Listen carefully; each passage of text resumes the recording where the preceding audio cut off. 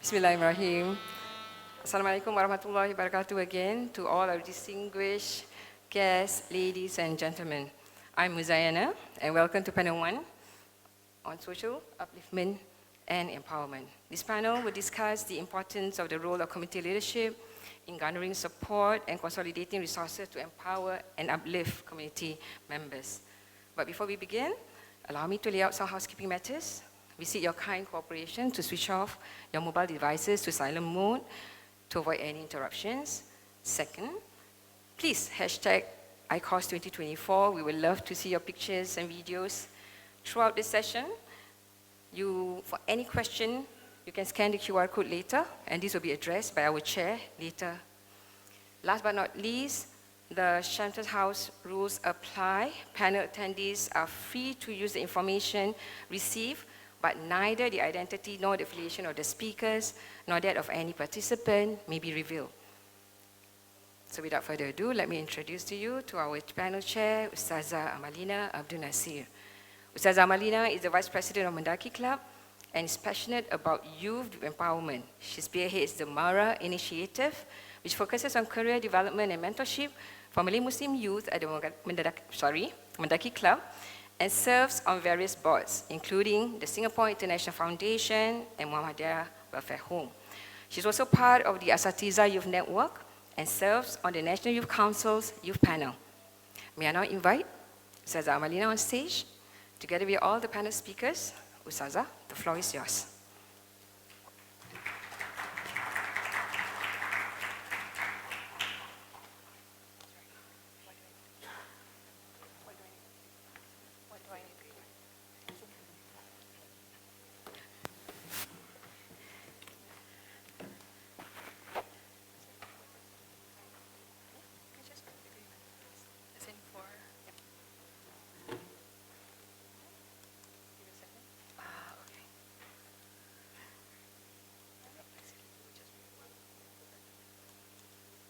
Okay, got it. Okay, thank you. Bismillahirrahmanirrahim. Alhamdulillahi Rabbil Alamin. Wassalatu wassalamu ala ashrafil anbiya'i wal mursalin. Sayyidina wa maulana Muhammad wa ala alihi wa sahbihi ajma'in. قال رب اشرح لي صدري ويسر لي أمري واحلل عقدة من لساني يفقهوا قولي أما بعد. Distinguished guests, ladies and gentlemen, good afternoon and a very warm welcome to the first plenary session of ICOS 2024. I am fully aware that we just had quite a scrumptious lunch, so I trust that you do have your cup of coffee. I'm not ashamed to admit that I kind of had 4, but you kind of need one to hopefully survive and have and participate in the exciting discussion we have later. Ladies and gentlemen, the International Conference of Community of Success is part of a larger Communities of Success initiative which seeks to contribute to the shaping of progressive religious leadership and development of new bodies of knowledge to guide Muslims in responding to complex socio-religious issues. This year's conference will continue to underpin the importance of partnerships among religious, community, and government leaders in supporting minority communities to thrive in their respective. Beyond simply finding solutions to existing challenges, community leaders are also change agents who take on the initiative to innovate and challenge the status quo. So under the banner of social upliftment and empowerment, this session will highlight the need to address socio-economic disadvantages and their potential negative impact on community development, social mobility, fostering trust, and social cohesion. Through their 20 minutes presentation, our esteemed speakers will discuss the importance of the role of community leadership in garnering support and consolidating resources to empower and uplift community members through education and social work. Before I introduce our esteemed speakers, ladies and gentlemen, please be reminded that this session, again, is conducted under Chatham House rules, where you may pen down your reflection, your reaction on social media, and anything similar of those likes, but please refrain from attributing it to anyone here on stage today.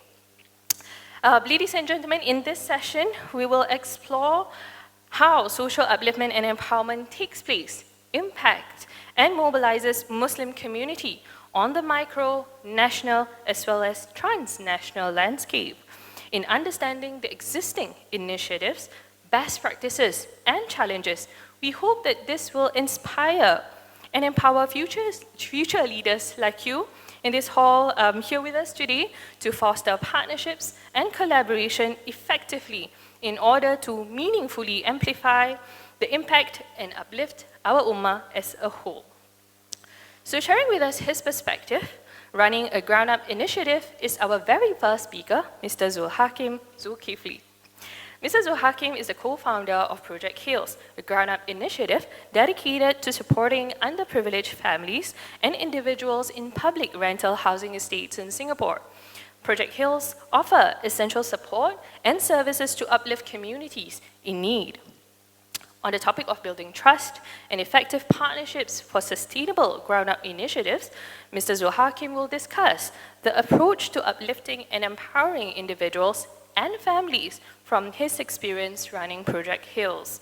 He will also share the impact of partnerships and funding support on the growth of such GUIs, and finally, offer insights on the complex structural and environmental barriers that prevent even individuals from escaping poverty.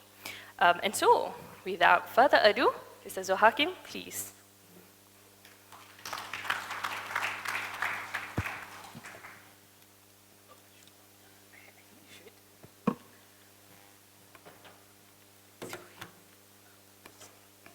Okay, I wasn't aware that I had to go up on the rostrum, but sure. Yeah. So hi everyone, I'm Zul. I'm from you can call me Hakim lah, because my other co-founder is my sister. Her name is Zulhaqem, and everyone just Zul, and no one knows who's referring to who. But you can just call me Hakim. So I and my sister and a bunch of our volunteers run this thing called Project Hills. Yeah. So this is our logo. Actually, we just use PowerPoint to make this because we just needed a symbol, and it's really just, please don't ask me why is it like that or why does it look like it's not professionally designed, but it is what it is lah. Yeah. So maybe I'll talk a bit about what Project Hills is as a initiative lah. I think just now Amalina, she mentioned about GUI, that stands for Ground Out Initiatives. I'm not too sure. I think there are international folks amongst us also. So Ground Out Initiatives, I think just to give some context, small groups of people who band up together to do social impact work lah. So it could be within the realms of what we do in Project Hills, helping the underprivileged communities, or it could be an environmental group, or even in tech or financial literacy and so have you. So for us in Project Hills, what we do is actually we serve families living in the rental estates, and maybe I'll talk a bit about how we started. I understand that I'm supposed to give some kind of profound insights. I will try my best, but I'm a person who is communicates better in stories. So I hope to deliver a bunch of stories about what exactly we do at Project Hills and why we do certain things, and the stories behind some of the initiatives that we actually engage in. So Project Hills actually started during the height of the pandemic. So in Singapore, we had this thing called circuit breaker. So that's when the government imposed a restriction. So it's supposed to, so you can't go out, you can't meet people, it's supposed to keep you safe and all that. And at the same time, people were also losing jobs, particularly in the public housing rental estates, because a lot of them were daily rated workers. So they are your folks who work as maybe cleaners at the shopping center, or they do daily rated jobs, so odd jobs. So they lost their jobs, and I think there was this overwhelming anxiety in the rental estates about, oh, what do we do? You know, I don't have enough money to give my kids pocket money, let alone put food on the table. And we really started because my dad, because we live in the rental estates as well. So my dad was there, and he's friends with everyone. And he said that he has been helping these people on and off, but I think during the pandemic, something of this scale happens, people do come and ask him, do you have something to help me? I need $10 to get by. And then he came up to me to say that, hey, we need to do something about this. Like there's this problem, and it's a bit hard because I think a lot of these issues were immediate. They needed immediate support. And so my sibling and a few of our friends, I think, banded together and started this thing. And we started off by giving groceries, actually. So we started from giving groceries, and then over time, the role just expanded. From just being a supplier of, well, supplies, we found ourselves playing a community role. So giving counseling support, emotional support, and it's really this kind of pastoral role that we didn't expect to be playing. In fact, until today, I'm also still a bit shocked that we are playing this friend role. And that's, I think, when we realize that actually what we are doing is befriending, not there to save someone or assume that we know better, but actually trying to journey with them and trying to provide them as many options as possible for them to take and make a decision on. So here are some top line numbers. Wow, very sexy, top line numbers. Well, so we serve like 1,076 household units across 7 rental estate blocks. We are mainly in the Queenstown area. So this is block 151, 155, 156 Mei Street, Sterling Road, and then one rental block off near Tiong Bahru there. I say 1,006, and then there's this and counting, right? Mainly because I think over the years, the demographic, so the boundaries of service has expanded very much. And part of the reason, I think, and this was one of the, I guess, big insights, well, you speak to me, so you decide whether it's big or not. Big insights I had, which was, I think on hindsight, quite commonsensical, is that the fact that people who live in the rental estates move a lot. They move around. Whether legally or illegally, they move around in other estates. Sometimes they go to other places, or they live with a family who lives in another rental estate. And so a lot of our services get spread through word of mouth.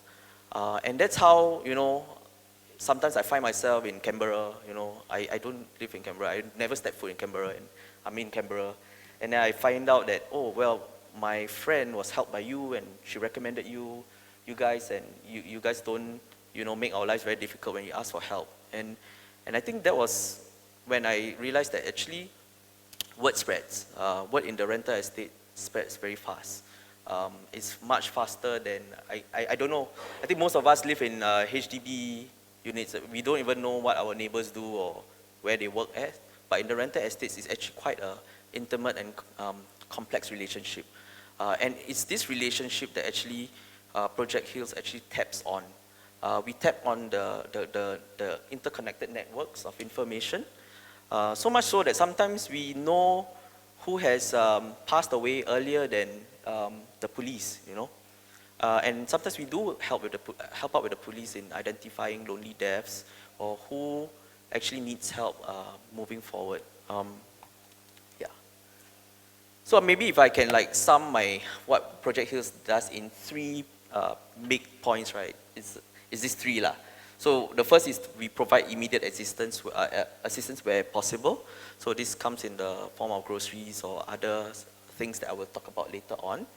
So this is not really teaching them to fish, but actually just giving them the fish, and also being cognizant that, I think sometimes people come to me and say, oh, you're just giving them a fish, you're not really teaching them to fish. But I have to sometimes remind people that sometimes in order to learn how to fish, you need a fish to fill your belly first. It's a bit hard to learn fishing if you're hungry.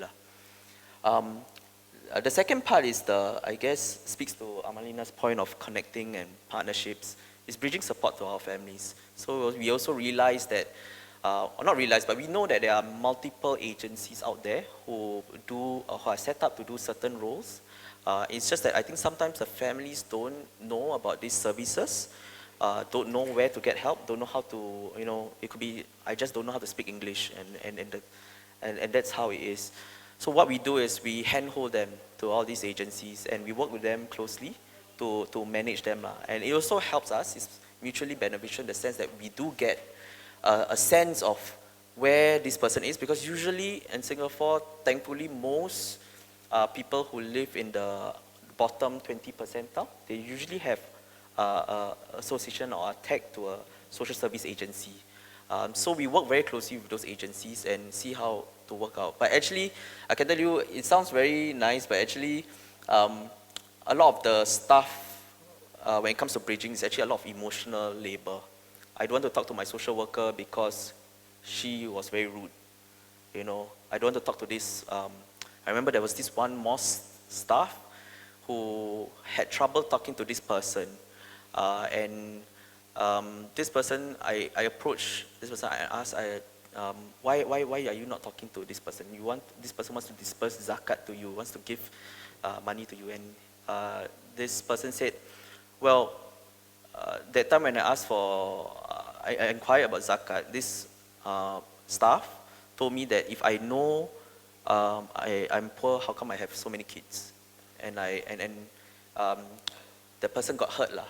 So that's something I also realized. There's a lot of this kind of communication issues, and where we actually come in is actually we try to heal those relationships lah between the different folks, and that's what we do. And then like the final point is actually trying to foster relationships within the community. So we try to connect people to other people, and we try to empower them so that not only do they receive, but they themselves also can become receivers. You know, it's not a one-way street.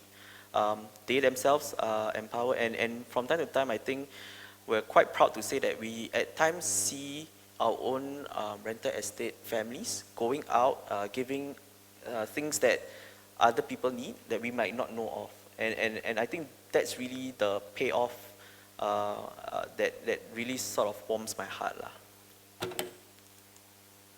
Yeah, so this is the groceries that we do. This usually we use a IKEA bag to carry the thing because it's quite sturdy.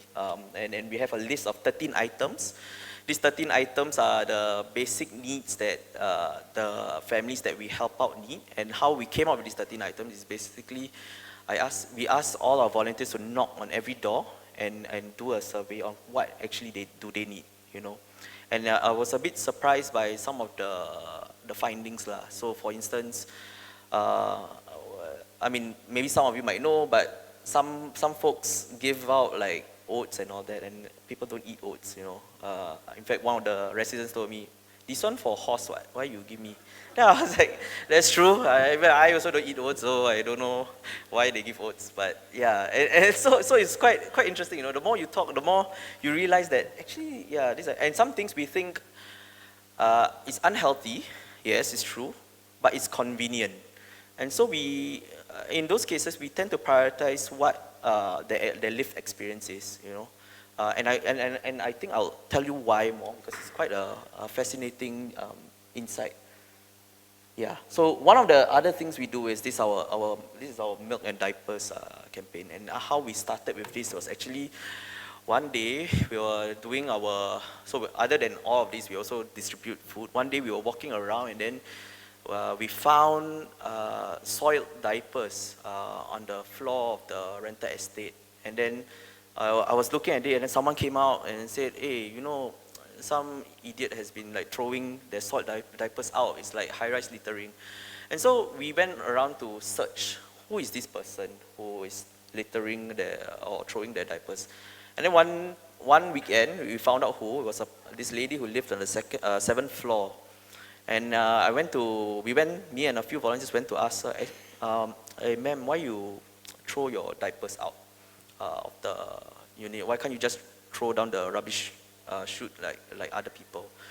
And then she said, "Oh, actually those are not to be thrown away." And then I was like, I don't understand, why you mean not thrown away? I'm actually reusing them. And so that's also when I think I'm not a father yet, but so I wasn't sure what she was talking about. So I inquired more about why are you reusing this, and the answer was that she couldn't afford to buy diapers. It's a very expensive thing. And so what she has been doing is actually she's been washing the diapers. And sometimes, there's only, I don't know how many, I assume most people here know what baby poop looks like, but sometimes it can be a bit watery. And when those things happen, you can wash 10 times, 20 times, but the stain is still there, and so it still looks stained. And that's when we realized that actually, from that one case, we started becoming more attuned that there was this problem of diapers and shortage of diapers, and people were reusing diapers by washing it, which is not sanitary at all. So what happens is that actually the kids suffer because they get rashes on their bums, and it leads to a host of other medical issues. And so we started this milk and diapers thing. And then on a related issue is, you can see on this left side, this marigold full cream milk, and Dutch lady milk, and fern leaf milk powder. So to me, I think until today, this is actually one of the saddest pictures I've seen to me. And it's also because there's a story behind this picture. When we were doing this list for compiling what sort of milk, so we cater our milk formula purchases to the families. If the families say, I need to use Enfagrow, and then we'll just buy Enfagrow, because different babies, as I understand it, have different dietary needs, and you feed the wrong thing, the thing will, puke or whatever, or there's like an allergic reaction. So when we were looking down the Excel sheet list, we saw this this list of items that don't look like they belong there. And so some of my volunteers tried to be, I think they were well-meaning, so they replaced it by buying like Enfagrow or one of these conventional milk brands. And what happened was that I received a call that the family who had requested this, the mom was enraged and started basically verbally abusing the volunteer. So I went down and spoke to the lady, and she broke down, and the reason was because they couldn't afford to give baby milk formula, and so what they've been giving is actually this kind of milk. And sometimes they can't even afford to buy this normal pasteurized milk, which is not for babies' consumption, by the way. There's, I think, hardly any nutrients that the babies can get from this. They just use condensed milk and water just to stifle the hunger of the babies. And she broke down. And in fact, she told me straight that, I don't like to see you. I don't like to see your face. And I asked her why. Because your face just reminds me, your volunteers just reminds me of my own ineptitude as a mother. And that's when I realized how complex the matter is, that people have so much emotions and feelings that they don't really talk about. It's only during these times that you get to see. And I think it's also speaks about the context, right? I think context is very important. Why you do certain things, why some things, so for the instance of this marigold milk, the reason why she was angry is because the child has developed to a point where it is unable to accept conventional milk, or she can't do breastfeeding because she holds 3 jobs, and the stress of the jobs has sort of affected her ability to do so, and so she resorts to this, and the child has developed to a point where it cannot accept conventional milk formula. So it will start puking, and she has to send the kid to hospital, and she saw it as a very bad way of doing things. She saw it as a financial issue. You're trying to send my kid to hospital and make me spend more money. So these are some of the stories that sound sad, but there are things that happen here. And I think there are many more things that happen in the estates, but I think we don't really talk about it because there's no one wants to talk about it, I feel, sometimes. So other than that, we also do like house cleaning. This one also, so I think sometimes maybe friends from the family service centers will understand this. It's a bit hard to get funding to do house cleaning. And so that's where Project Hills comes up. For some reason, right, my volunteers, they love cleaning. It's very weird, right? I hate cleaning, but my volunteers, especially the younger ones, oh my God, they love cleaning so much. So whenever, in fact, there's a group of them that only come down for cleaning. They don't come for anything else. And they are usually in like quite established PMET positions. And they told me it's because it's quite stress, it relieves stress. Because it's quite straightforward. I don't have to think, I don't have to make decisions, I don't have to deal with people. I just clean. That's my KPI. I just clean the thing and it's done. And so we get a lot of these cleaning requests. And I think this would significantly increase as Singapore's population ages. And if we don't do anything about forming communities with the elderly, a lot of them live alone. And they are rich in, well, all these things. And they don't have the means to clean. So that's where Project Hills really comes in. We get requests from FSCs and we try our best to do the cleaning. And this is the before, and then this is the after. So clean, right? I saw, I was so proud, you know. Oh, I didn't even know the floor was checkered. So it was quite a discovery. So, yeah, actually, I just put this in just to show you all how proud I am of this. But I think this is, for me, it's one of the best stories. You can, in this kind of, well, it's social work. In this kind of social work, it's very rare that you get to see outcomes directly. This is probably one of those superficial things that you can see, like you clean and it's clean. But for most of the cases that we deal with, in cases of sexual abuse, domestic violence, food scarcity, things take time. They take time for us to resolve. And I think won't even resolve. I don't think it will take.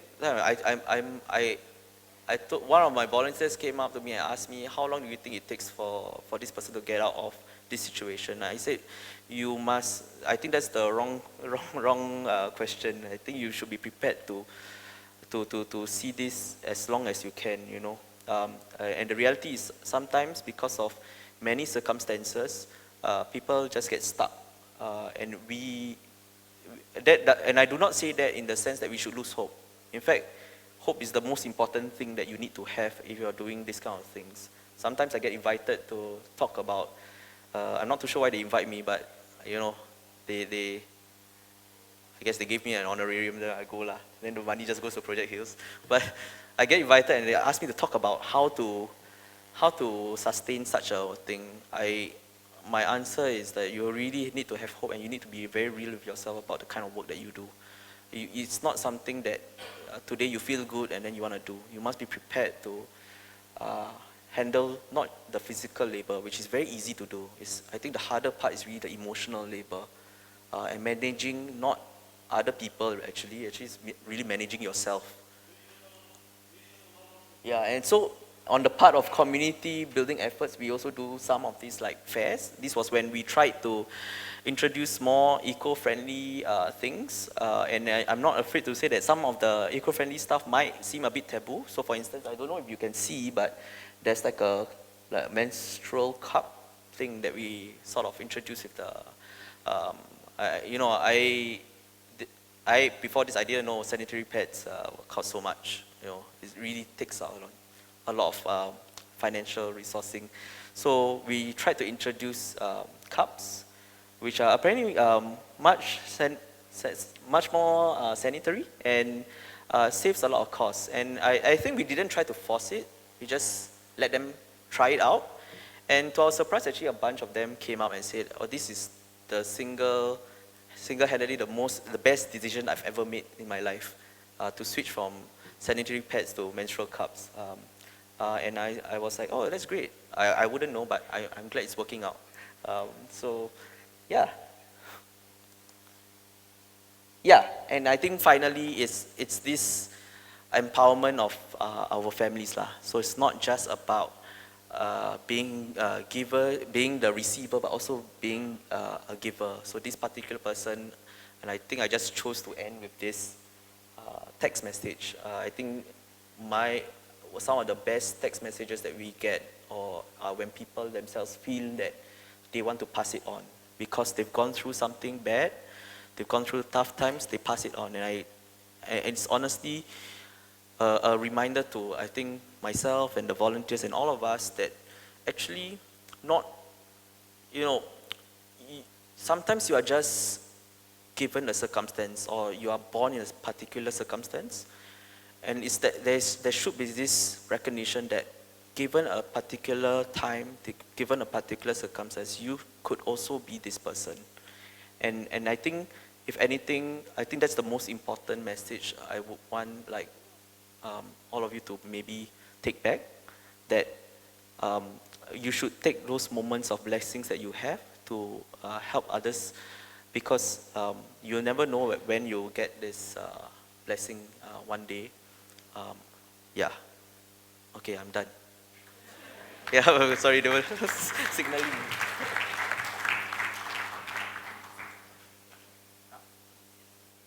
Oh, sure. Well, thank you for letting everyone know. Anyway, ladies and gentlemen, thank you so much, Zul, for that really insightful sharing. I think as we strive to uplift the community, Zul really raised a very distinct point, and that is where the pockets of the community that we aim to uplift often require unique and tailored support to actually effectively move the needle. I think what he also drove the point is for us to know the segment of the community that we choose to serve so that we can effectively serve them and effectively build trust to continue be at service of, for them. And in this case, I think moving the needle will also mean addressing both immediate needs, but also to ensure sustainability in the longer term. So ladies and gentlemen, as you can see here, if you have any questions on the presentation, further thoughts that you would love to hear from Mr. Zulhaqem, please feel free to scan the QR code, and I will definitely raise the questions to him at the end of all three presentations. All right. Now we shall move on to unpack how social upliftment and empowerment is carried out on the national level through the lens of education. So here to share with us her perspective on this is Madam Rahayu Buang. Madam Rahayu is the current CEO of KidSTART Singapore with 30 years of experience in the social service sector, where she spent her early years of her career in the Ministry of Social and Family Development before helming the Malay Muslim self-help group Yayasan MENDAKI. She is presently the founding CEO of KidSTART Singapore, a non-profit organization that supports lower-income families with the early development of their children. Ladies and gentlemen, Madam Rahayu will be sharing her views on the topic of early childhood intervention and community collaboration in empowering lower-income families. In her presentation, she will demonstrate the transformative role of early childhood intervention in empowering lower-income families, underscore the importance of partnership and strategy to integrate relevant social service initiatives to effectively serve this group, and ultimately the challenges that emerge and strategies for maintaining the program's expansion, sustainability, as well as impact. And so without further ado, Madam Rahayu, please.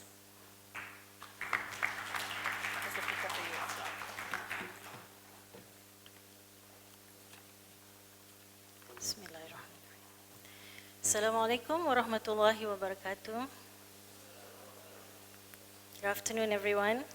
It is my pleasure to share about KidSTART program and also about our effort in empowering the lower-income families with children who are under 6 years old. As I sat there and listened to Brother Zulhaqem, I think we should have a conversation, yeah, brother? Because some of the families really should also be under the KidSTART program. So let me just share a little bit more about that. Inequality, as we know it, is a very wicked problem because there is really no silver bullet to address this. But the underlying concern about inequality is the question of social mobility. What can we do to ensure that the children in lower income families, our next generation, can have a chance for a better life? How do we empower the families so that they too can be part of our community of success? Research tells us that focusing on early childhood development is key. The brain develops the most and the fastest in the early years. The first two diagrams show us that 80% of the child's brain is developed by the time the child is 3 years old, and 90% of it is developed by 5 years old. And by 2 years old, the brain synapses are as dense as an adult. So really, it's quite a critical age. So if a child has a lot of positive experiences in their early years, this will set a good foundation for their learning, for their health, and for their behavior later on in their lives. The opposite is also true. Bad experiences in pregnancy and early childhood can leave negative effects on the brain that will last a lifetime. The third diagram you see of brain scans from 3-year-old children, and it shows how a child's brain is stunted because of toxic stress that can come under extreme neglect. So in other words, science tells us that if we want our children to have good life outcomes, we must give them positive experiences during their early years that will help their brain to develop well, and that will lay the foundation for a good future, inshallah. If we miss the early years, can we reverse any negative effects that happen during pregnancy or early childhood? Possible, but it is an uphill task.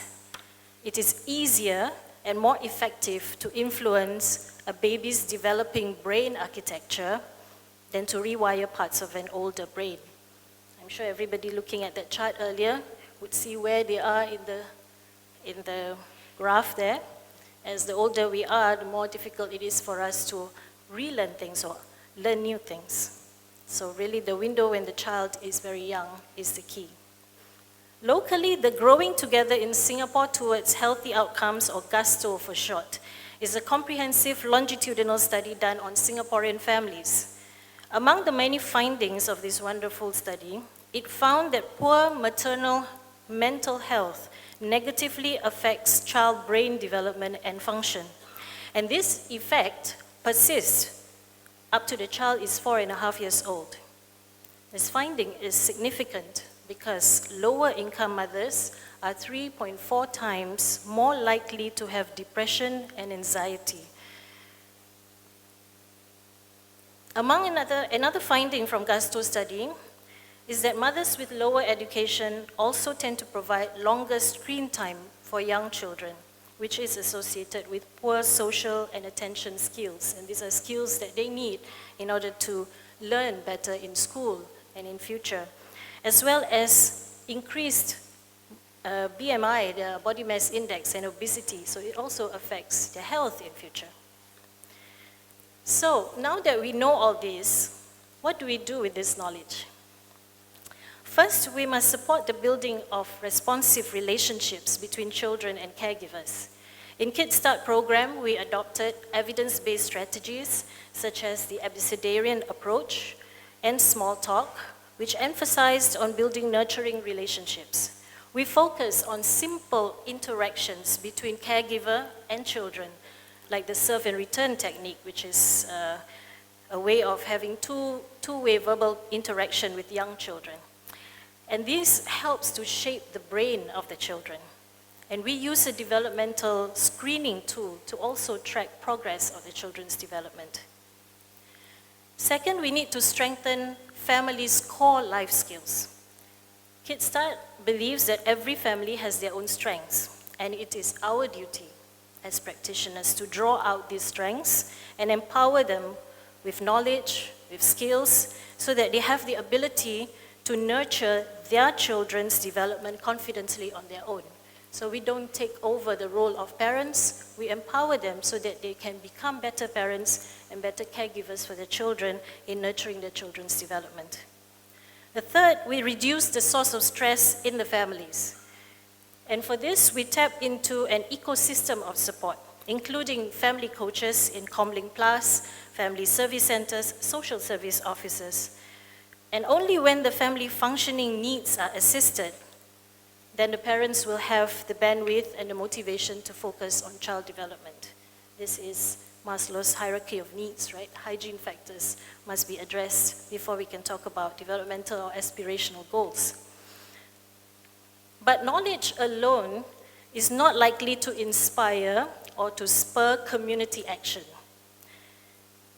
Many times when we talk about knowledge alone, it comes across as too many big words, too complicated, too abstract. So what do we do? To nudge the community to support children's early development through KidSTART program, we needed to translate the knowledge into something that is simple, tangible actions that is easy to explain and easy to do. There are 3 guiding principles of KidSTART's work. We empower families with simple but deep strategies through singing, talking, active playing, not watching children play, but active playing, reading, and knowledge of when are teachable moments. So when parents are aware of these, it will be intentional in how they engage their children. And we infuse the evidence-based techniques, which sounds very complicated, but we use it to make it simple. We infuse it in the everyday routines, which parents are already doing with their children, like diapering, like bathing the children, feeding, or putting them to sleep, and so on. All these moments of interaction can become moments of when the child's brain can be further assisted to develop well. And this also helps to address parents' concern that they don't have time. I don't have time for child development strategies. It's actually part and parcel of how we care for young children anyway. Last and quite importantly, we help parents to feel more confident by affirming what they do well and facilitating them in their efforts. A lot of our parents in KidSTART don't feel that they have the correct skill sets, or they're not confident that what they're doing is actually helping their children. They're not sure whether this is the right thing to do. If they see the child is not speaking at a certain age yet, is this correct? Am I doing something wrong? Having somebody to journey with them and to tell them that there are things that they're doing which is right, and affirming that actually makes them feel more confident, and more confidence means they will do it more and do it better the next time. And that all helps the children's development. So the KidSTART journey started in 2016 with a pilot for 1,000 children. In 2020, KidSTART Singapore Limited was set up as a non-profit organization and charity specializing in early childhood development for lower income families. KidSTART Singapore had a clear mission to focus on early development of children under 6 years old and to increase the reach to 5,000 more children by 2023. But then, in 2021, the government began emphasizing the need to ensure equal opportunities for all. Supporting the needy and vulnerable were deemed integral to strengthening Singapore's social compact. We saw this as an opportunity for us, an opportunity to push the need for child development to be on the national agenda. So we were glad when in November 2021, then Prime Minister Lee announced that KidSTART program will be expanded nationwide from 2023. KidSTART now aims to support 80% of children in every eligible birth cohort by the time they reach 6 years old. So no more numbers of children, but proportion of eligible birth cohort every year. And these are big, hairy, audacious goals, but they are needed to move the needle. The KidSTART outcome evaluation showed positive results. Children who received KidSTART support showed improved development. Caregivers felt more confident and competent in supporting their children's development. The evaluation results basically, validated that KidSTART program is impactful. So to scale the program for a nationwide reach, we refined the KidSTART service model and put in place resources to support practitioners, KidSTART practitioners with the correct training, clinical supervision, and mentoring, because the services provided by the practitioners is what makes the difference. So if you want a good service, you've got to invest on the people who are providing the service, right? We also integrated KidSTART with Comlink Plus, so that family coaches take on the outreach and case support functions, thereby allowing KidSTART practitioners to specialize and focus solely on what it does best, which is to guide parents in nurturing the early development of their young children. So what started as a pilot of 1,000 children in 5 towns is today a nationwide KidSTART program that has supported close to 9,000 children. More than half of them are Malay Muslim families. We now implement KidSTART in collaboration with 9 social service agencies and 2 hospitals. Now, taking a collaborative approach has helped us to widen the network of support for the KidSTART program expansion. We also leaned into the growing interest among businesses for corporate social responsibility. One example of a company that has been a strong supporter of KidSTART is SP Group. Now, SP Group supports many community initiatives, but their preference is to support children's learning and development. So this matches with our need. And in the last few years, SP Group has sponsored and involved their corporate volunteers in many learning activities with families, and this complement and enrich the KidSTART experience of these families. Another company is Prudential Singapore, who collaborated with KidSTART to produce Healthy with KidSTART activities that help to promote good nutrition for young children. They sponsor the delivery of fresh food produce so that children in lower income families can try different types of vegetables and fruits and have more nutrient-dense diets. I don't think we give any, what was it? Oatmeal? No, I don't think we give oatmeal. Yeah, but fruits and vegetables, yes.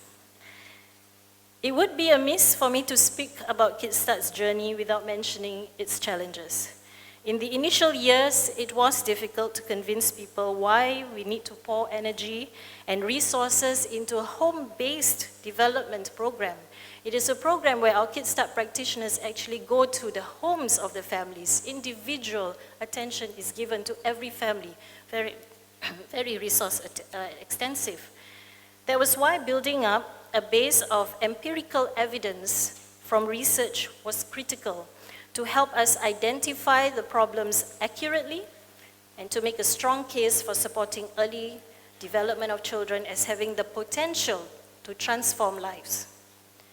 Using evidence-based approaches to formulate the support curriculum was also useful, as the results have already been validated. These are all evidence-based, so the results have been validated and only needed to be tested or adapted to the local context.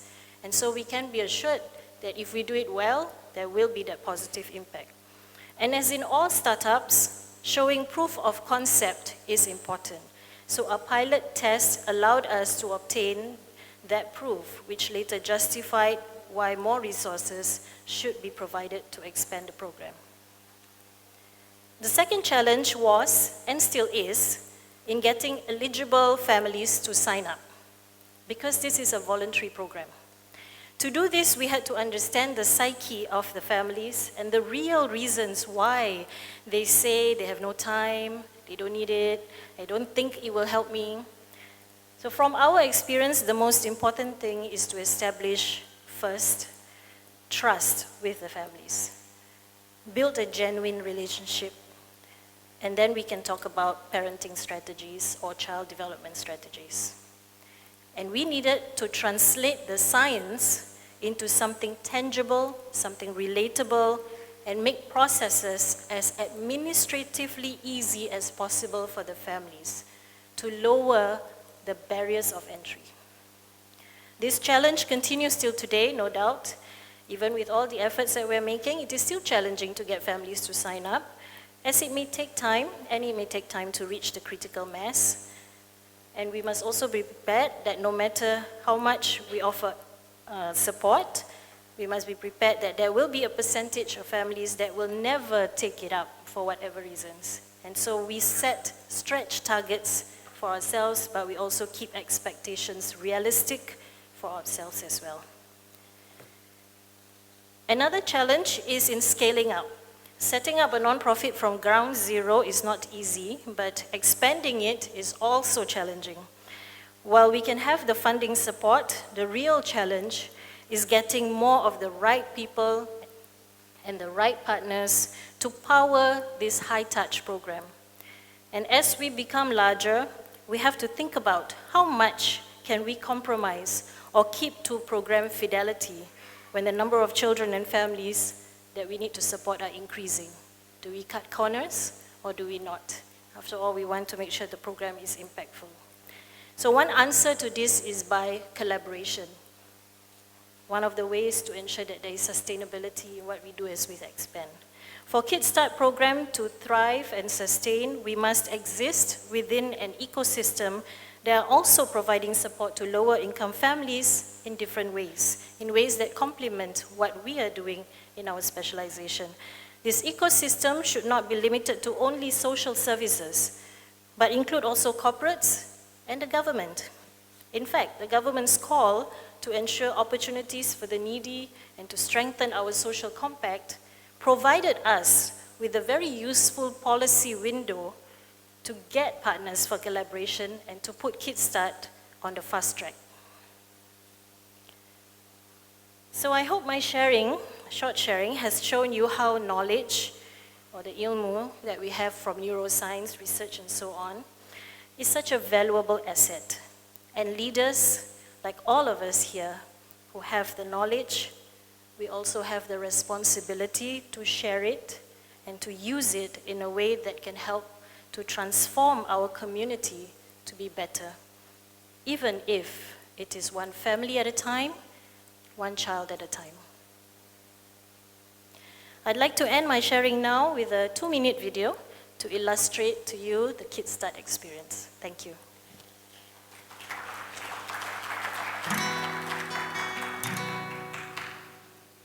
I first saw the family about a year ago.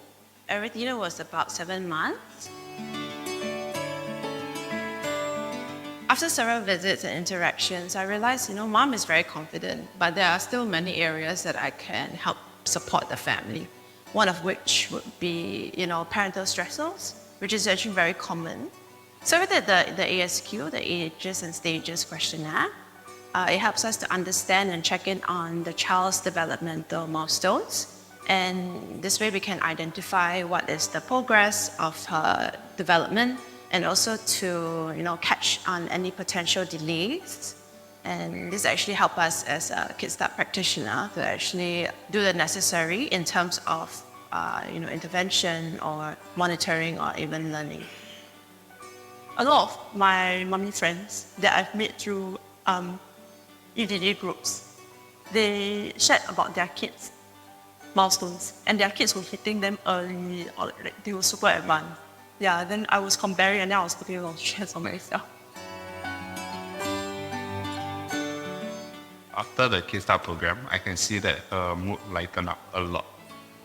She's feeling more confident. I can see that as days go by after Melissa's visit, she does make improvement in terms of her temperament towards our daughter. We deal with this with different methods, but it didn't really seem to help. It's more of avoiding the problem.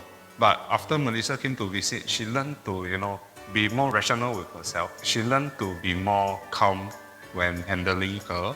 I definitely support parents joining the KidSTART initiative events because it will help them to be a little bit more involved in their child's development and also to understand the theories, parenting theories.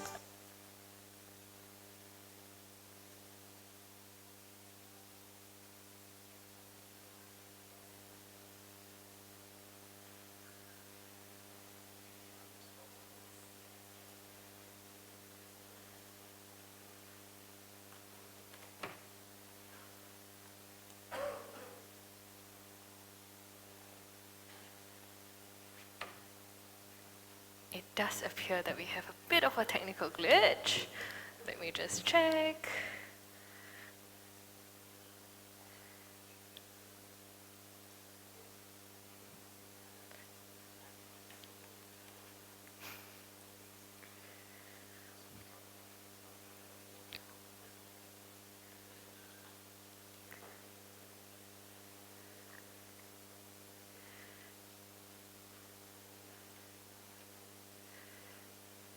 Maybe we'll give it Another 7 seconds. 7, just because I'm feeling 7. Let's see.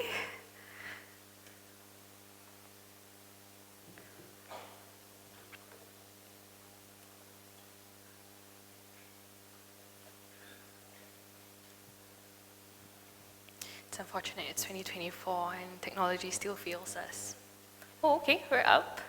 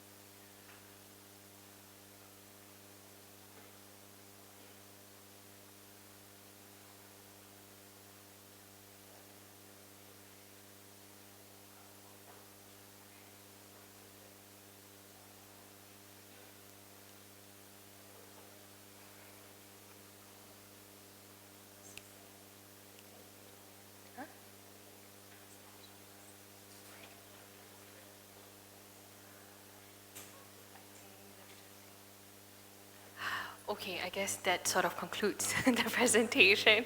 But, you know, please join me in thanking Madam Rahayu for the insightful presentation.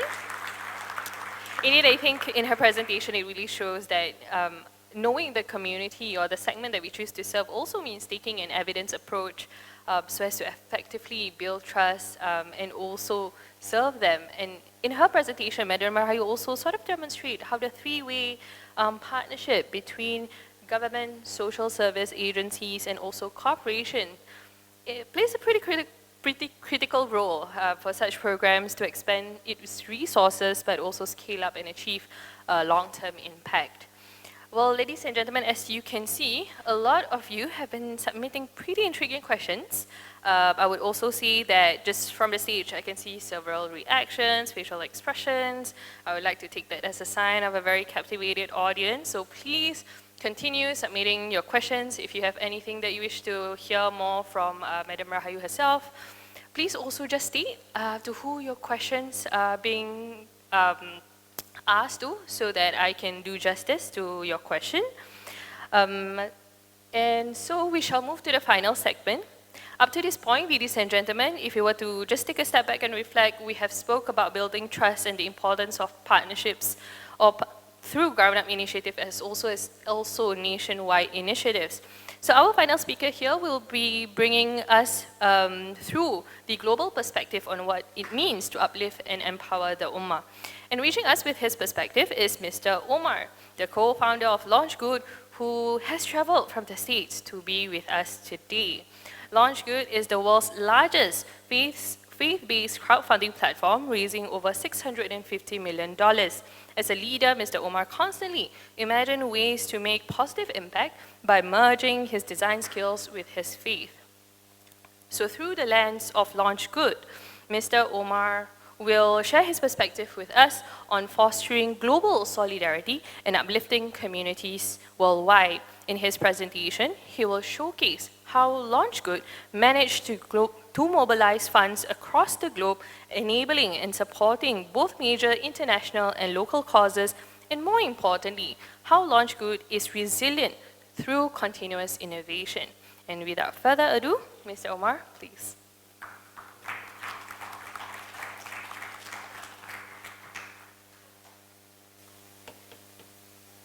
Assalamu alaikum wa rahmatullah.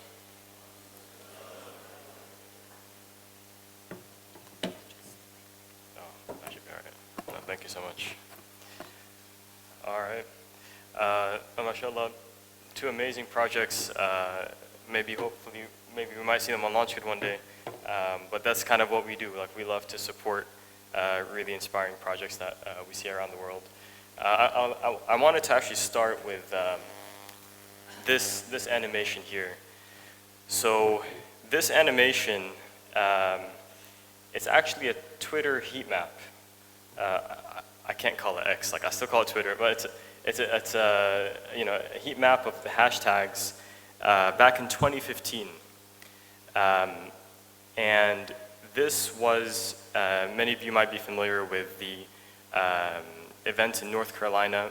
It was called Chapel Hill shooting, with the 3 Muslim students that were shot outside of the dorm. And subhanAllah, this was early on in our LaunchGood journey from a timeline perspective. And it just goes to show how strong the global Muslim community is connected.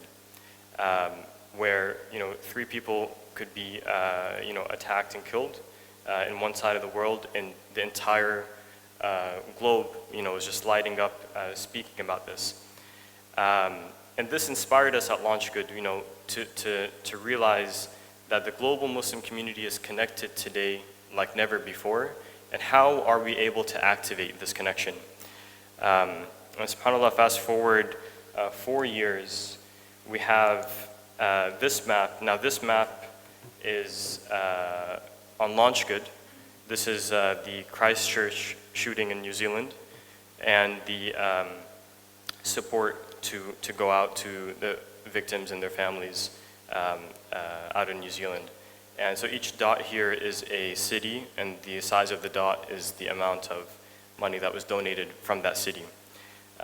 So subhanAllah, you can see that beyond social media, where sometimes it's like just action or just talk, you could say, LaunchGood, you have an element of action. So just jumping into it, LaunchGood, we are the largest faith-based crowdfunding platform in the world, also largest Muslim crowdfunding platform, alhamdulillah, and we've started about 10 years ago. So you can see us here on the left, when we were young, naive, trying to figure out how to start a startup. That was our, we visited Silicon Valley twice, trying to get fundraising, like venture capital funding for the project. We got turned down both times. They didn't see any promise in actually addressing a religious group or like a Muslim market. And subhanAllah, we realized, we're going to have to just bootstrap this ourselves. So that was actually probably one of the largest blessings in disguise. It was a bit demoralizing at the time, but you're like, let's just do this. And alhamdulillah, fast forward 10 years, and now here we are, able to scale larger than we realized we could, but at the same time, we feel like we're just scratching the surface. At the moment, we have over 2 million donors from around the world, so operating in 154 countries, and over $650 million has been raised on the platform, and a total of about 100,000 fundraisers.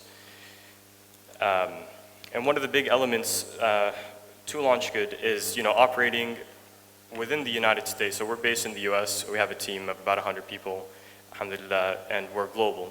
So most people are working remotely. We have really high standards of trust that we have to operate with, both within the Muslim community and operating a fintech within the US regulation space. So this is, alhamdulillah, one of the pieces that we really pride ourselves with is the amount of due diligence and compliance that we have to operate with.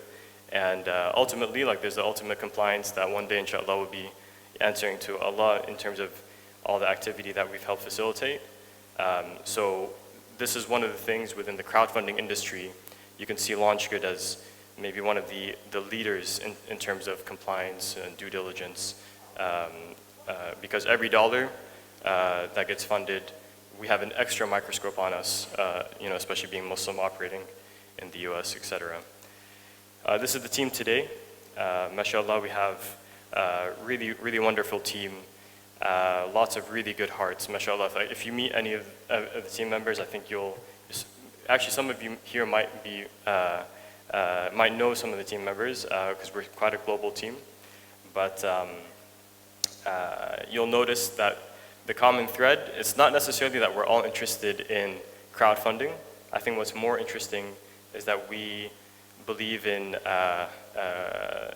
what will happen if you can uplift the ummah. This is like the more common thread. And there's a lot of energy and momentum in that direction. So this is a recent team trip we took to Bosnia. We try to gather all together at least once a year, just because of how remote the company is. So I wanted to talk a little bit about the market that we operate within. So we call them the gummies. So it's not gummies like the Haribo gummies, even though I think we all like those. This is the global urban Muslims educated in English speaking. And I see a little parallel in terms of how this conference addresses, I think you guys are addressing it as Muslim minority countries, and we actually reach a similar number, roughly 400 million. Over here we have 350. Early on people were saying, I don't know if the Muslim market's really worth addressing, in terms of the startup venture capital space. And if you look at it, subhanAllah, if the gummies market was a country, we would be the third largest in the world. And obviously the Muslim market in general is an incredibly huge market as well. So definitely there is a lot of, nobody will ever say United States is not a large enough market to address. So alhamdulillah, I think the challenge with this market though is the lack of quality products and quality services that are being built at a global scale.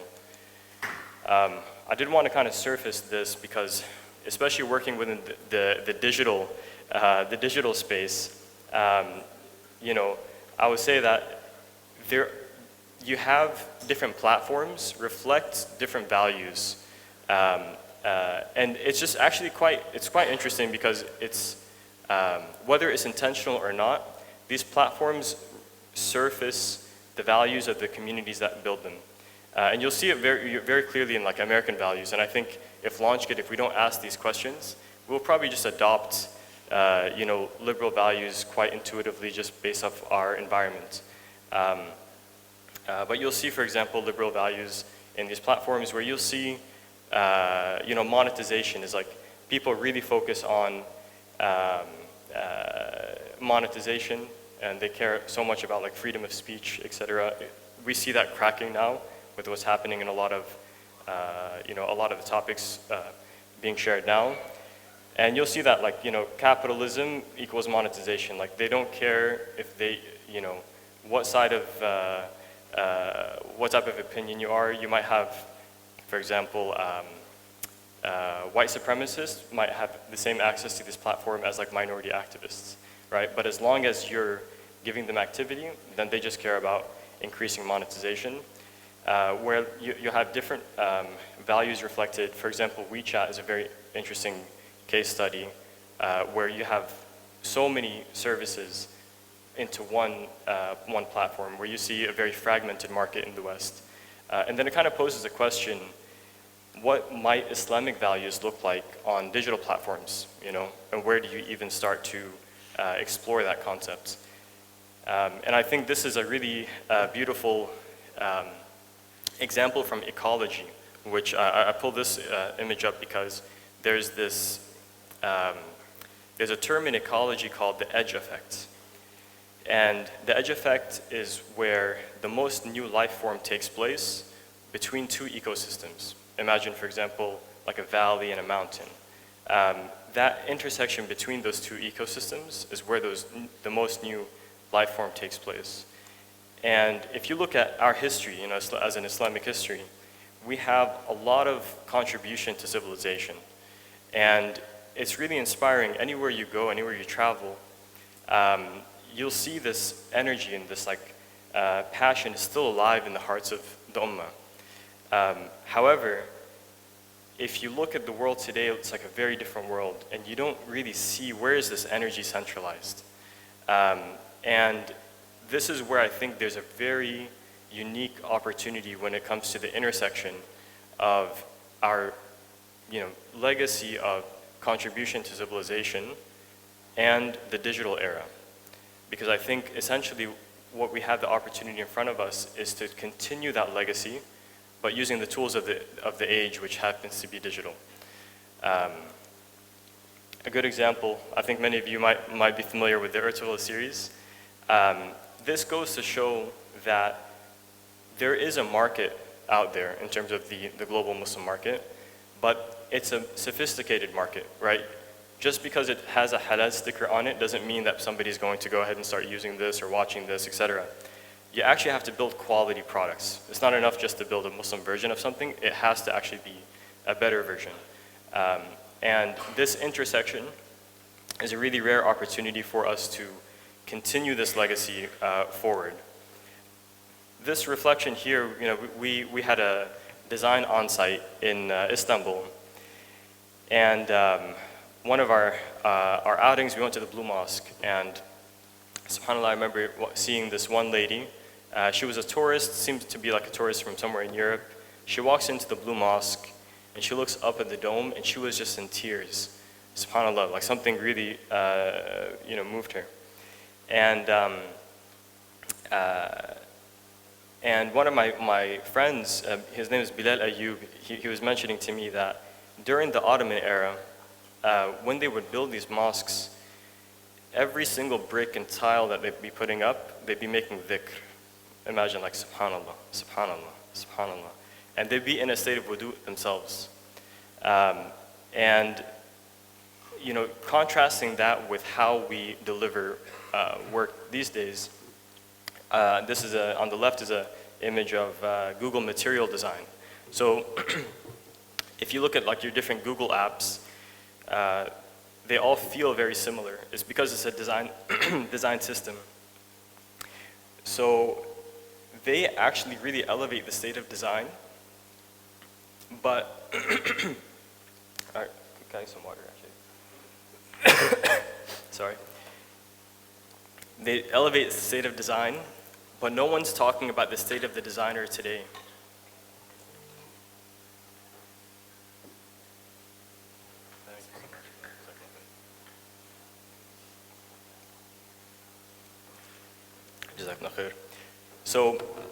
So the conversation today in the industry, there's a really heightened level of the state of the design, but I feel like nobody's speaking about the state of the designer. And I feel like that's a really big opportunity. You know, even right now with LaunchGood, you know, we're a small team. Like, alhamdulillah, we have about 100 employees around the world. But you know, we're still trying to figure out like what does it mean to deliver like a world-class product. But one thing you can tell, mashallah, is like we have a team of golden hearts, right? Like the state of the designer mindset. Mashallah, like you just intuitively, people before making a big decision, they're like, wait, let me just make istikhara. You know, people like to start their work in a state of wudu. It's just like natural, like, you know, people that just care, especially when you're professional and religious lives kind of align, there's a really unique state there. So, and inshallah, as we continue and we're able to achieve not just the state of the designer, but also the state of the design, I think, you know, it's very common for many of us to say, oh, I wish we can be like the Googles and the Apples of the world, etc., in terms of what we build and the scales, etc. I think, inshallah, we're on a trajectory as an ummah where they're going to say, oh, how can we be like the Muslims, right? Because, mashallah, we have a really strong tradition in history to lean on. One of the nuances within LaunchGood is we love to help shift the narrative around, and you see this a lot within the Muslim community. People say, you know, we had this Islamic golden ages, and there's like this kind of tendency or yearning to go back, right? And what we would love to see is more conversations around, let's look at how incredible, you know, inspiring our history is, but use that as energy to move forward, right? Not wanting to go back, but using that to move forward. And these are kind of some examples of the many campaigns that you've seen on our platform. I will say this, because I think it's quite relevant to this conference, is we've seen that our strength as LaunchGood is when we play the role of the platform, right? We're not the people directly behind these campaigns. We are finding, or essentially we're hosting campaigns of people that are already doing good work, right? We're not trying to develop another organization, another project. We're saying, look, there's already so much incredible work out there in the ummah. What the ummah needs is somebody to go support them, right? So we are, even from a brand persona perspective, brand persona is a helpful tool to help you kind of navigate how to speak as a brand. We think to ourselves, rather than being the hero, our user is the hero. Or another way that we saw this was, our brand persona is not, for example, Muhammad Sallallahu Alaihi Wasallam, it is Khadija, radiallahu anha, because she was his first supporter, right? And we see the community as the people that need support, and we want to be the first supporters. So we're not trying to build another community organization, we're trying to organize community, essentially. So you'll see a lot of campaigns, for example, Rebuild with Love, where we had, there were some black churches in the US were burnt down, and this Muslim sister, she started a campaign on our platform to help rebuild those churches, and many other campaigns that people may have heard of.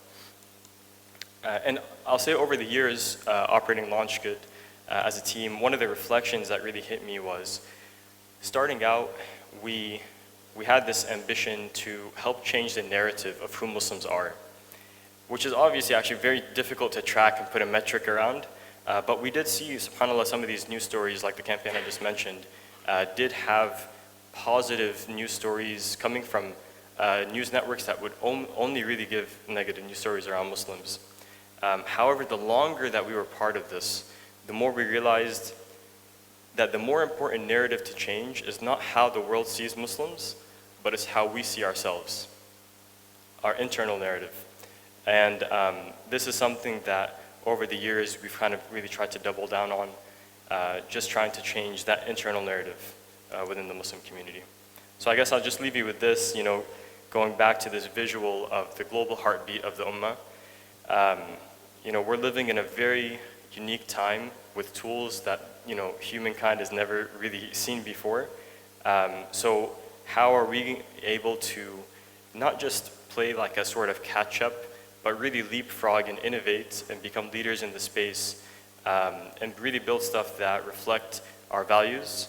And I think it's ultimately about serving humanity through serving the Ummah. There's a lot of opportunity there. I'll say there's a lot of things that come quite naturally and intuitively to Muslims, because we're in the market, where other people outside of the market want to really understand it. But because it comes easily to us, we don't see the value of it. We just think, oh, this is so obvious. This is obviously something that would resonate with Muslim market, or this obviously wouldn't.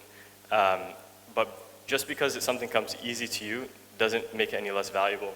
So so this is a really rare opportunity, and I think just once you think like you're dreaming, like your dreams are ambitious, just dream bigger, because again, we have tools at our disposal, and hopefully maybe whatever you start, we can help fund it on LaunchGood, and we'll be honored to. Jazakumullah khair.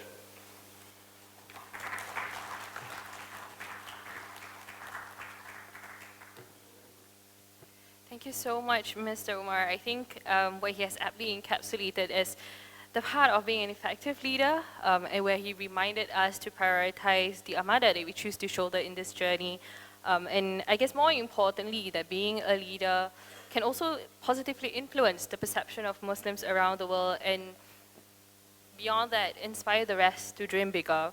Ladies and gentlemen, I feel like all three presentations has moved us to think about leadership holistically, from knowing and building trust to the community we choose to serve, to effectively serve and amplify impact, but more importantly, the character that we choose to embody as leaders. And I think as Muslims, we firmly believe that all that has been given and bestowed upon us are all amanah, are all rights of others, be it in terms of our know-how, our intellect, our skill set.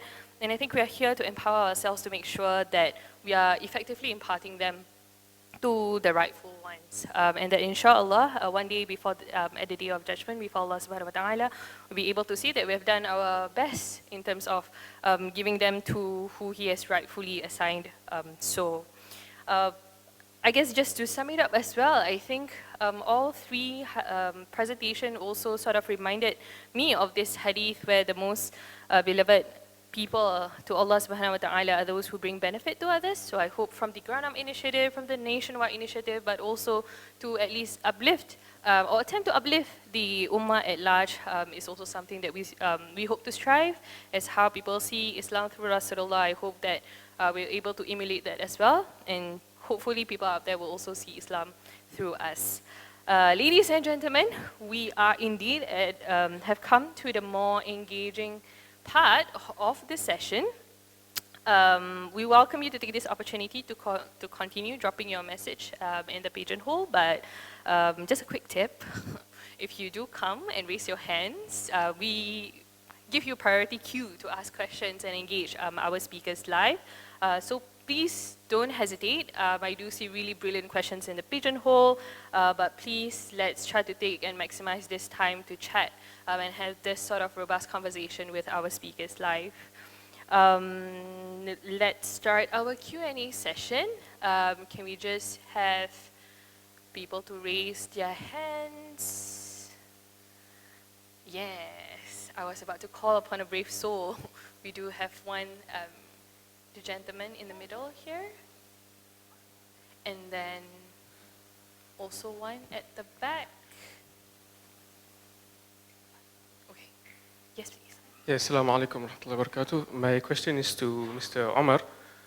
When you said that we need to provide quality products at the world level scale, what are the, I feel that we lack the motivation and the encouragement to look towards what you were projecting towards. Are there any, how do you say, resources that those who want to make this kind of world high class level, world quality products for us to train, to mentor ourselves so that we can be in the right direction? Thank you very much. Jazakumullah khair. Yeah, in terms of resources, I think it would be wise to pick quality inspiration from different areas. And again, it'll really depend on what project you're working on. But to see, for example, best practices around how companies might be run or how products are put together, I'm not sure how much of that you might find in the Muslim world. But I'm always inspired when we connect with Muslims that are working at some of the world's largest companies, and then they take that talent and then bring it back into the Muslim community to help kind of raise the floor, raise the standards. But then if that's all you get, then you might end up kind of pigeonholing, let's say, yourself into a sort of worldview or mindset that maybe doesn't fully align. I'll give you a small example. We were reading a book called Measure What Matters. It's about how to organize your company in a way with OKRs, objectives and key results. So we find this element of best practice, but then we ask ourselves, like, how can we align it more with how we work? So for example, now at LaunchGood, we call them IKRs, intentions and key results. And now we actually have a framework around intentions. It's not just like, oh, you have a good intention, like, how are you going to reach that intention? And again, it's taking best practices, but also kind of pulling it into how can we return it to a center that's more, God-centric in a way. So I would say that. And I would just add, there's a mindset shift that's required in the Ummah as well. Like there's been many Muslim sisters that have started fitness hijabs, for example. And at least in many of the regions that I have visited, they never really took off until Nike made a fitness hijab. And it's almost like we needed someone externally to validate a product for us when we could have said, no, like, we're going to stand with our sisters directly. So there's also that mindset shift that's required as well. So I hope that that answers. Thank you so much. Do we also have any other questions? Yes, okay, we do have one here, and another one, the gentleman at the first row. And then, sorry, can we just stand by a mic?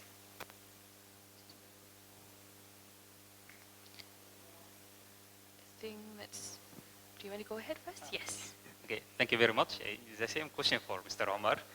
I really like the project that you have done, and I think it's a good opportunity, of course, like to gather fund and support like very good project. But I just wonder, like sometimes, like any kind of internet application, it could be used for a good thing, and also it could use, sometimes people, they could use it in a bad way. Like I was thinking that sometimes maybe some people, they will launch a project and ask for a fund, but at the end, maybe they will not deliver the fund for the intended purpose. Like they use it for something else. So I just want to ask, like, how you can ensure that the money that will be gathered be used in a proper way. Thank you very much. Jazakallah khair. It's a great question. I think that goes back to the slide around like Amana. So within the crowdfunding industry, at some point you will have to cut off your responsibility. So we have, as soon as we hand over the funds officially as a platform, in a legal perspective, we're no longer responsible for what happens. But what we try to do at LaunchGood is quite a few layers. So one is, in order to be on the LaunchGood platform, there's a lot of vetting that takes place. And in addition to just the due diligence, like the standard due diligence out there, we also do community checks because, mashallah, the global Muslim community is quite interconnected. And we heavily also rely on the government regulations, like if it's a charity in good standing or if it's an organization in good standing, etc. Sometimes, and this is, I would say, one of the more challenging pieces, is when we do have somebody that applies for funding and we feel like this is a real story, but our compliance team cannot verify it to a certain level. For the trust of the platform, sometimes we have to turn those down. And I would say like those are maybe like some of the most difficult situations. And we always try to provide them resources and maybe try this different platform or partner with an organization that does have that track record or that has like a certain level of verification. But yeah, that's a big element. And we also have a tool on the platform, and this is optional for organizations and fundraisers, but essentially to update the donors. Because donors, when they see updates and they can see pictures of the actual progress, this encourages them, into the future. Now, all of that said, we can only do, the best that we can. But alhamdulillah, like when you compare it to some of the other, big players in the industry, subhanallah, like you see some platforms where there's like multiple campaigns for somebody or some situation, and then sometimes the people that are the beneficiaries, they say, I've never even seen a cent of any of these campaigns. So alhamdulillah, that situation doesn't happen on LaunchGood because of a few elements, but the enhanced due diligence, let's say, that we have, alhamdulillah. Yeah. Amazing. I think we can take one more. Assalamu alaikum wa rahmatullahi wa barakatuh. Walid from Sidi Al Halal, based in Brazil. And my first question goes to Mr. Hakim regarding any mechanism that is used for assessment. We have similar activities in Brazil done by the community, but it's done randomly, and we are now trying to centralize that using technology. So my question is there a technique or an assessment technique and a software that is being used by projectiles at the moment?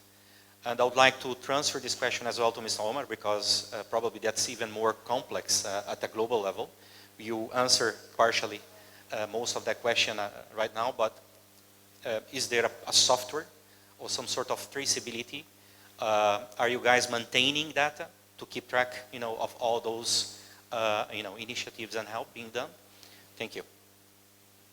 Thank you. I think just before Zul, before you speak, I think just one question to also Madam Rahayu, so we get the chance to just hear from all three speakers. One of the questions from Madam Rahayu is, would you be able to share what has surprised the KidSTART team after implementing and scaling up the program over the past few years? Do you think we can start with Zul? Okay, so I think the question was about how do we do our assessments for our families, right? I think the simple answer is no. We don't really have like a technological solution to it. It's really just sitting down with this person and talking through with them what are the issues. We also do some checks on the people. So thankfully in Singapore, most families who are in this category, they're usually tagged to a social service agency or they're receiving help from some organization. And what we'll do is actually we'll do our due diligence to check with those organizations on the kind of help or aid that they've been receiving and trying to understand where this person is coming from. Sometimes it's quite a clear case that the help that they're getting is not enough. But I think agencies, they have a quota that they can give out and it's really just managing our resources and we can help to supplement when it comes to that.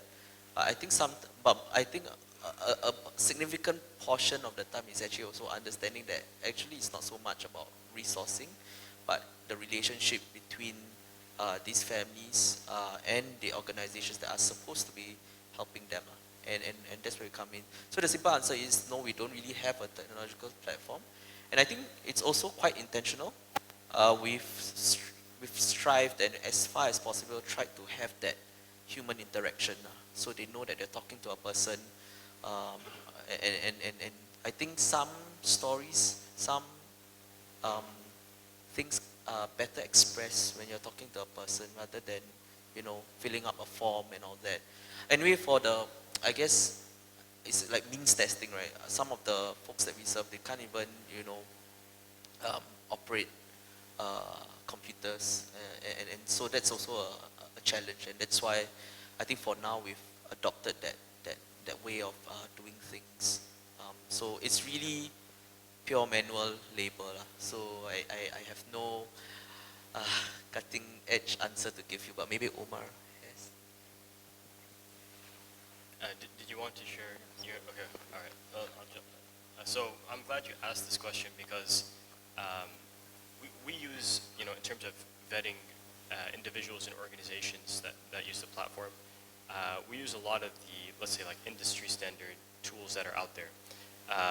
World Check One and others operating, in the US and with those regulations, etc. But we've actually seen that there's a lot of, let's say, racism, within tools that check on Muslims, like let's say, and we actually see this as a big opportunity. And subhanAllah, like LaunchGood ourselves, we have almost died 3 times because of very, very, unfortunate, let's say like we've been kicked off of financial platforms like Stripe and others, and simply because we're Muslim, right? And what's really fascinating is they don't necessarily know how to navigate the Muslim community. They don't understand, somebody's cousin like named Osama and some other Osama, right? So they're just like, oh, we're just gonna block it. And we've, sometimes they're a lot more nuanced how they say, oh, we're thinking about exiting the crowdfunding industry. Sometimes they're like, you have too many Muslim names, we're gonna offboard you. And subhanAllah, like if we haven't been able to navigate these things, and mashallah, like my co-founders, Amani and Chris, they've really lifted the load around this. We would have been, we wouldn't have been able to navigate this. But alhamdulillah, because of our level of compliance and our level of due diligence, we understand the compliance around, how to navigate this much more than I think anyone else in the crowdfunding industry. And all this to say, I think there's a real opportunity. Because I don't think it's simply, like just blanket like racism. I think they really just don't understand how to navigate. So where they see risk, we see opportunity. And I think there's a big opportunity to develop a sort of World Check One equivalent within like navigating the Muslim world. The most sanctioned name in the world is Muhammad, and then I think Abdullah. So, it's also the most common name, so maybe we'll give him some leeway there, but subhanAllah, you have a lot of this happening in many other minorities in the US as well, beyond the Muslim community. So we're seeing opportunity to enter the compliance space in a heavy way, enter the payment space. The way that we were able to decouple the payments flow within LaunchGood and build redundancies and different partners within each step of the way. This is actually a solution we think we can roll out way beyond LaunchGood and even way beyond the Muslim community. Imagine like a PayPal or a Stripe that doesn't discriminate. So there are tools in terms of vetting and compliance, but there's also, like a really exciting opportunity and challenge because you'll see this in a lot of Muslim organizations in the West, or at least in the United States. They get kicked off of financial platforms left and right. Alhamdulillah, because we were able to navigate it, we want to actually productize that. LaunchGood could be our first customer, and then continue to scale that beyond. So the answer is there are existing like industry standard tools, but inshallah, I think there's a big opportunity to build some of these tools ourselves as well. Yeah, I think the question was about what surprised us, what surprised the KidSTART team after doing this for some years. Before I answer that, just to mention about the video just now, it's available in YouTube, so if you're really curious about it, you can check out our YouTube channel, KidSTART Singapore, it's all there. Okay, on what surprised us, I think firstly, it surprised us the resilience of the families that we work with. They are low-income families, they have a lot of challenges, but they're very resourceful in their own way and very resilient as well. So I think that is something that we see as strength, and that is something that we hope to bring it out more in them and affirm them. So it surprised us how much the family can bounce back if given a little bit more support. The second thing that surprised us is how easy it is to actually get a lot of people to support the cause and the mission of what we're doing. Because it's about children, and because it is about helping low-income families, about making sure that the next generation actually gets better than where their parents are right now. That in itself actually is a rallying call. Without much effort, actually, people want to do more. It's just that a lot of times they don't know what to do or how to actually contribute. So I think about creating that space. Once we give them a space and we give them a certain role on how they can participate, we do get a lot of support in this area. So that surprised us because we thought it's going to be difficult to convince people. But I think once we're clear about the mission, there are many people who actually would like to be a part of what we are doing. What surprised us thirdly is also setting up a non-profit organization is not as easy as it sounds. There's a lot of corporate functions that comes with it and a lot of administrative issues that comes with it as well. So even as we're trying to do good and we're trying to reach out to families, I think in an organization we cannot dismiss the fact that there are all these complications about being a charity, ensuring that we have proper governance in a charity, and all those corporate governance functions come into play at the same time. Yeah. I have to say I'm really enjoying the pace of this Q&A. I welcome more questions from the floor. So we see one here at the front. We see 2 hands raised in my far left section. Sorry, can we just...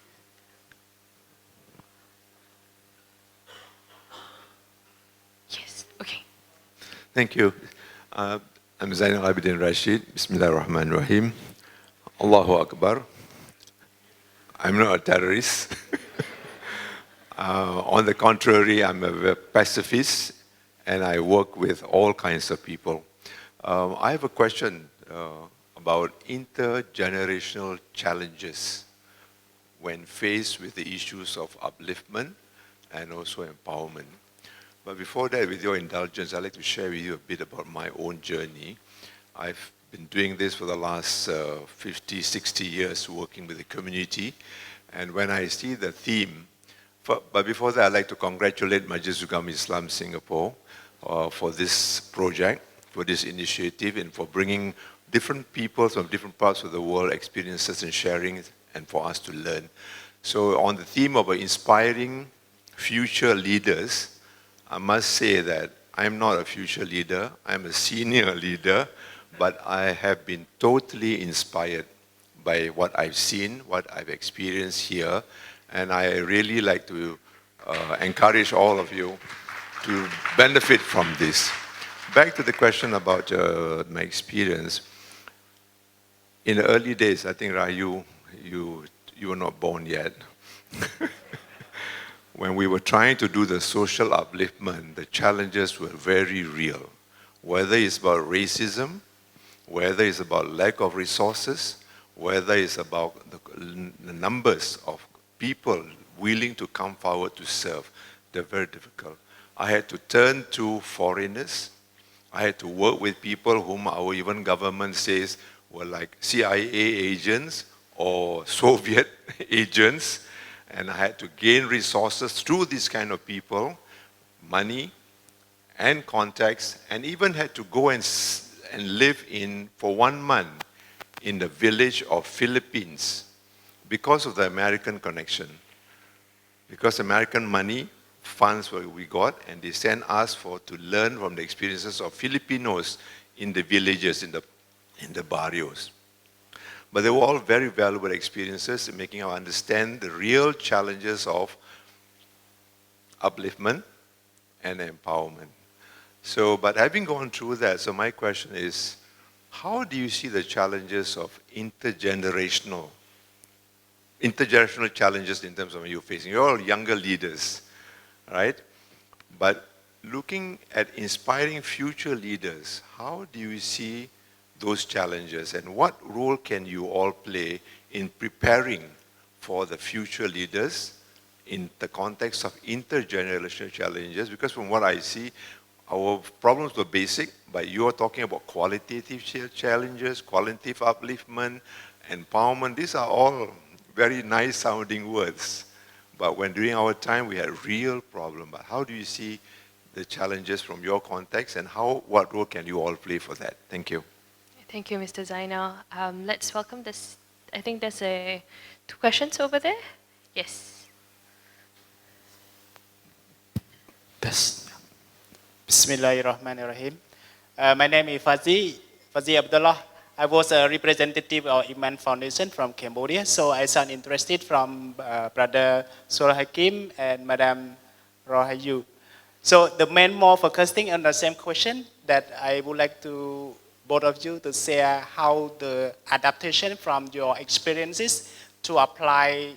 Like first time I saw the video from Brother Hakim that you apply for the cleanliness. From my understanding, what is your motivation from the low people, or can say low education, that most of them can adapt your motivation to make sustainable still cleanliness? Example, if we have the poor people in Cambodia, like my community, but when we go there, they accept what we guide them and motivation them. But after that, when we leave them a little bit, they not may adapt it. This is the one thing that both of you that I saw, Madam Rohani also, that have modern how to motivation parent to have more motivation for their child. They have more learning. This is the one way that I feel that in Cambodia also more people that they have low motivation for their child. The more best education based on the school teacher then teach for their child. But when the school is come back home, then the parent is more or less care. So this is the model that I would like you both of you share it. How is motivation both of people low educated like that? Thank you. Thank you so much. I think we can afford the very last question from the young gentleman there, and then we'll wrap up the Q&A session. Okay, Bismillahirrahmanirrahim. Alhamdulillah wassalatu wassalamu ala Rasulillah wa ala alihi wa sahbihi wa man wala. Just a few backgrounds about myself.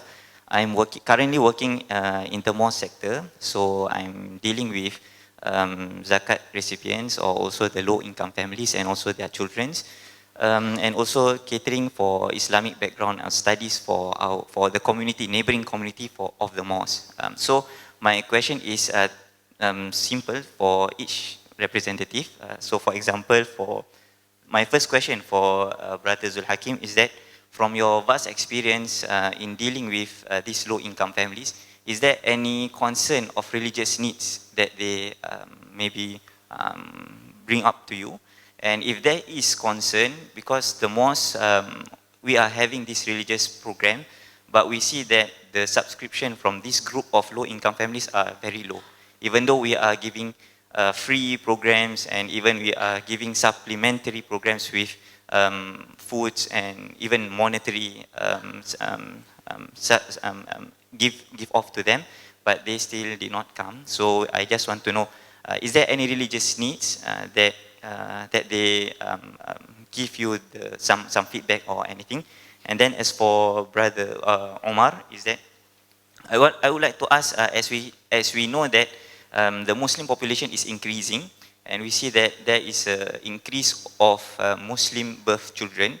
So inshallah, maybe in near future, most population will be, the highest population might be the Muslims. So is there any possible platform or any future steps that LaunchGood is looking into for kids program in the future, inshallah? So, and the last question is for Madam Rahayu, is that we see a vast, good research on the neurological development of our children, and we know that to uplift a social community, we also need the aspect of religious needs. So we just would like to know whether KidSTART is open for any collaboration. Is not just any collaboration, but a content syllabus collaboration that can cater the needs of the early childhood, which is 0 to up until 5 years old. Thank you so much. Thank you so much. Brilliant question, and I think that really gives the space for each speaker to also sort of like respond and sum up their respective sharing. Okay, maybe I go with the last question first. On collaboration, KidSTART's collaboration to bring into the religious aspects. Well, KidSTART is a national program, so it is meant for all families, regardless of race or religion, and therefore it is designed in that way. But we also know that families have different needs and can benefit from different support from the ecosystem of providers in the country. So with that, yes, the answer is, of course, we can collaborate. It would be wonderful to collaborate to see how families can be supported in other ways besides what we are just looking at from the early childhood development. In fact, we can bring in an element of parental responsibility from the Islamic point of view. What can they do in their daily routines as well? So it can be overlaid with some of the practices and routines that can be done as Muslim parents to help their children have a good foundation in religious aspect as well as in their own developmental growth. Should I answer some of the other questions? Yes. Okay. There was a question about how do we motivate parents, or how do we motivate low-income parents. The interesting thing is that when we talk to parents about parenting skills, there's always a bit of, I'm okay, I don't need your help, I'm doing all right, my children are growing, you know, they're not dying, so they're fine. We don't need the parenting advice. So the approach cannot be about teaching them how to be parents. The approach must be about, do you want your children to do better? What are your aspirations for your children? Because when we talk about children, parents immediately will say, I want the best for my children. And they will want to do something about it if we give them the tools or some guidance on how it's done. But if we tell them, we're telling you how to be better parents, or these are parenting advice, usually the response will be a bit more guarded and say, no, I'm doing good, I'm fine. I have older children too, so I'm okay. So I think it's also the approach to see where parents are motivated originally. I mean, they are all motivated to actually want to see their children do better than what they are in. And so we tap into that sentiment, that feeling that they have, and see where is it that they want their children to do better. Another approach is to also look at what parents are struggling with, because a lot of the times parents have specific issues that they are struggling with about their children. For example, they're really worried that their 3-year-old child is not speaking at all. It's just making a lot of noises when they want milk, but they don't actually say any words. And that's a concern because they see all the neighbors' children, everybody else seems to at least say a few words. So tap into that concern and address that problem immediately, so that they can see how this program can be helpful for them, and then grow from there. So in a way, it builds trust, it gives them an immediate answer to what is their immediate problem, and from there the relationship can grow. Because if we talk about big abstract strategies, to them this is not answering, this is not to my needs. So we do have to understand really where parents are at and go to them where they are at, rather than go down the list of our curriculum. So it's really very customized in that way. And then we can get better motivation. And of course, when parents start to see their children actually progressing, they will be very happy, very motivated. And they'll ask us, what can I do next? What strategy can I use the next time? So we see the development from there. Maybe we can just do a quick...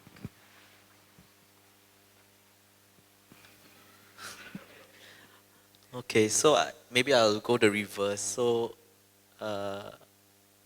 or maybe not reverse, maybe I'll go with what Rahayu's sequence was. So the third question was like, what are some of the religious needs that what we see in the underprivileged families? I can tell you there is a longing to be religiously equipped, to get basic religious education, but in my experience, it has always been a bit difficult to get that for some of my families because of who they are and the circumstances they're in. I'll give you an example. So I have some of my families, they are sex workers, and some of them are transgender people. It was very difficult for me to find a religious teacher who could come and teach this person how to pray. So I had to go, me and my team, we had to go out of our way to find, and I think through the help of some of the asatiza that serve in Project Hills, we managed to get them to come and teach this person how to pray. And I think more than that, I feel that sometimes the religious question is not a matter of just ritual. It's a very profound question that I personally am not sure if our asatiza are trained enough to answer some of these big philosophical questions. Why has Allah made my life so painful? How come this person can live in a 5-room BTO, but I have to live in this life and my parents don't even want me? There was once a kid came up to me and said, so this kid, we've sent him for a live or madrasah program, and he came back to me and said, I still don't understand. I've gone through the program, I've understand that this is what the text teaches us, the religious teachings teaches us, but I don't know why is it that even so, even as I understand that heaven is beneath the foot of my mother still has abandoned me. So it's this kind of complex questions that I sometimes feel, and I don't think it's any fault of the asatiza. I think it's just a reflection of the kind of questions that are coming from suffering, and I think certainly exacerbated by the circumstances that we see today, which can be a bit depressing and gloomy. So there is this need to answer these kind of complex questions, and I think because they come from a life where pain is somewhat a norm, the questions tend to be a bit more unexpected. And in my experience, I feel it's always a game of trying to change which religious teacher is suitable for this person. Mainly because I think some religious teachers just don't know how to answer or cannot, or I guess they usually start crying. Then I'm like, I brought you in to help this person, why am I helping you? So it's one of those things. I think you also mentioned about how they are not going to the malls and all that, and I think the answer is quite simple. Most of these people, they work multiple jobs.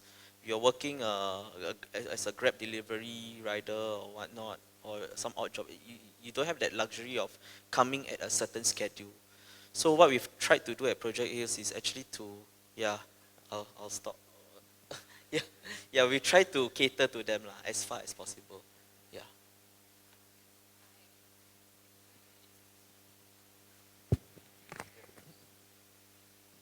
So sorry, we are really running late out of time. So sorry, Omar, if you can do a super speed one, we really appreciate it. It's a beautiful story. No, I'm kidding. So I'll just give two super quick answers. One for you. We are building a concept app. The current code name is LGX, which is intended, if you imagine the digital Muslim ecosystem is like a desert, and there's a few people building buildings. What LGX intends to do is not build any new buildings, but connect the existing buildings together. So that's where the third question mark, what might Islamic values look like on a platform? This is one of our concepts that we're exploring that I think is going to be key for the growing generation. And then just real quick on your question in terms of intergenerational, I think this is actually a beautiful thing to close with. There's an architect named Abdul al-Wakil, and he gave a beautiful example of a palm tree and how the only living part of the palm tree is the very top. The rest of the palm tree is dead. And subhanAllah, it's like a beautiful visualization of tradition because you're sitting on top of your ancestors. And even there's a hadith where the Muslim is like a palm tree. And we just had a hurricane in Florida where my family is. That a house can be gone, but palm trees sometimes are still standing. So I feel like as long as we are connected to our roots and we are sitting centered on top of the knowledge that came before us, that I think and I think also generational.